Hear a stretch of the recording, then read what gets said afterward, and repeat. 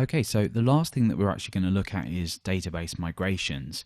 Now, initially what we did is we set up our database using PHP which offered us, a visual way to get started with Laravel and start creating our tables that we needed. We learned about how to build an authentication system, but what about effectively managing database migrations? Now, if you're new to, developing in this style, you might be wondering, what is database migration? Well, basically what we're going to do is we're going to go ahead and we're going to use Artisan, which is the command line, Laravel's command line tool, to generate a migration. We're going to head over to our authentication project. We're going to create our migration, as in code our migration up, and then we're going to go ahead and actually delete our original database and then run the migration. Now, you might be wondering, why waste all this time doing this? Well, let's just put it this way. Let's say you have 10 developers on your team, or even 2. This is more than acceptable to have 2 and this be useful. So let's say we have 2 developers that both work on 2 different machines. Let's say you're both working on things and one person makes a database change. Now, when one person makes a database change on their local machine, how are you going to know that that database change has been made?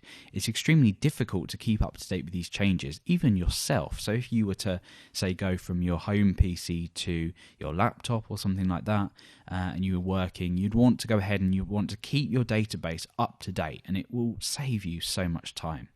So let's go ahead and do this, and if you still don't quite make sense of it, follow along the video and we'll see how this makes sense. And we're basically at this point scrapping using PHP Again, we used it for a visual advantage, just sort of seeing what we needed to set up. But now we're going to actually create our migrations, which is going to be extremely useful for us. You could still use PHP but it's entirely up to you. Okay, so what we're going to do is, I'm inside my authentication directory, which has the Artisan command line tool. So what I'm going to do is I'm going to go ahead and run PHP Artisan, and then I'm going to say migrate make, and I'm going to choose the name of the migration. So if I just run this as it is, you'll see that we've got not enough arguments and it requires a certain amount of arguments. So I'm going to go ahead and say migration make, and I'm going to choose the name, and this is going to be create users table. So it will generate the migration, and this will be available within database migrations. And you can see that's already been created here. So create users table, it's already been created. I'm going to click on this, and we'll talk about this in just a moment. But what I'm going to do is head over to PHP and actually delete this users table. I know we've got data in it, but let's go ahead and just remove this. So let's delete the table. So inside of our auth database, we've now got no tables at all. So that's absolutely fine. So what we're now going to do is we're just going to go ahead and create our migration. And what this involves is it's using Laravel's schema builder to go ahead and create a schema that matches exactly what we need. So we know what fields we want from our database, so we can go ahead and just build these in. So let's jump over to our migration. Now what's going to happen here is this has a timestamp on it, and it's going to tell us what the sort of status of or this migration's time was, and it's going to run it only if it's required. And in this case what we're doing is we're actually creating the database table, and the reverse migration, if we roll back or anything like that, we'll actually just remove it. So we use the schema builder, and we say schema create function.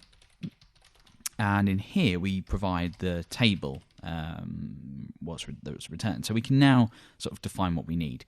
So the first field that we need is ID. So what we do is we just say table increments ID. So that's basically going to assume that's an integer, and it's also increment field. It's primary as well. The next ones are all going to be varchars, which is the email. So we're just going to say table text email, email like that, and we can define a size if we want, but I'm just going to leave these. So we've got email, and then we've got username, then we've got password, and then we've got password temp,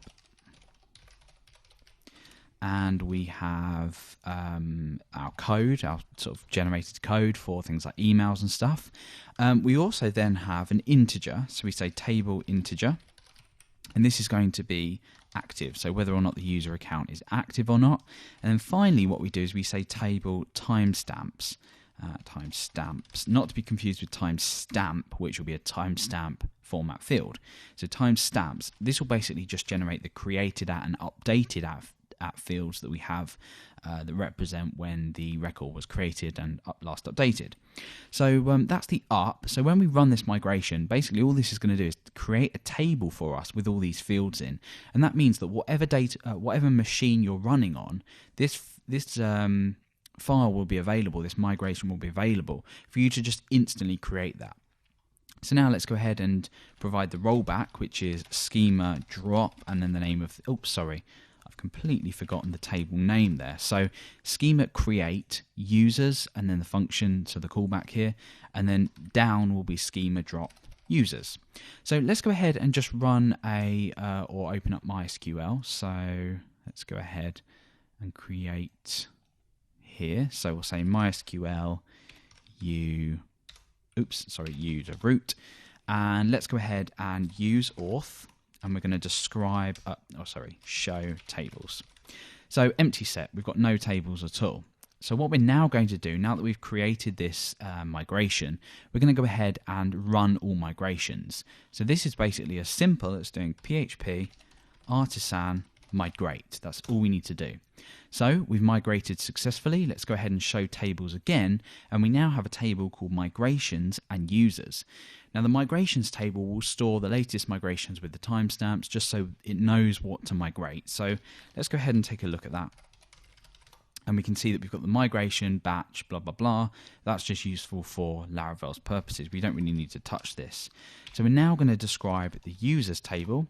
And you can see that we've now got all of the fields that we actually need here to be able to make our application work.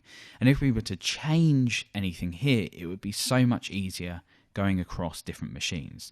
So that is creating our initial migration, creating our table, and if we need to roll back, which involves PHP artisan rollback, migrate rollback, that's going to roll back that, and when we go to show tables, we don't have our users table anymore, and likewise we can just migrate it again and it will just create our users table again. So it's really, really straightforward. Doing it this way makes it a lot more effective when you're working either yourself across machines, or you have more than one developer, or in fact if you have more than one developer working across different machines.